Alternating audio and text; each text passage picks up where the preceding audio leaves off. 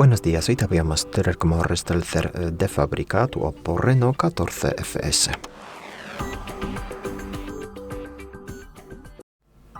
Para eso abrimos la aplicación Ajustes y luego de Ajustes seleccionamos más abajo la pestaña Sistema y Actualizaciones, una de las últimas pestañas de aquí.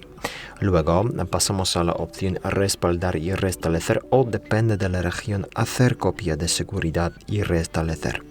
Luego pulsamos la última opción de aquí, restablecer teléfono, y de aquí también seleccionamos la última opción, la roja, borrar todos los datos. Pulsamos entonces aquí, seleccionamos una de estas opciones, vamos a borrar todos los datos, incluso tarjetas SIM. Entonces pulsamos borrar todos los datos, leemos también este aviso y confirmamos, borrar.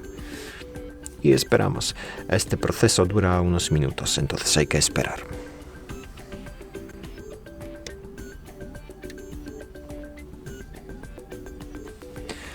Y como ves, así acabamos de volver al estado de fábrica. Ya puedes configurar tu Oppo desde cero. Muchas gracias por ver el vídeo. Te comentario abajo, suscribirte al canal. Hasta luego.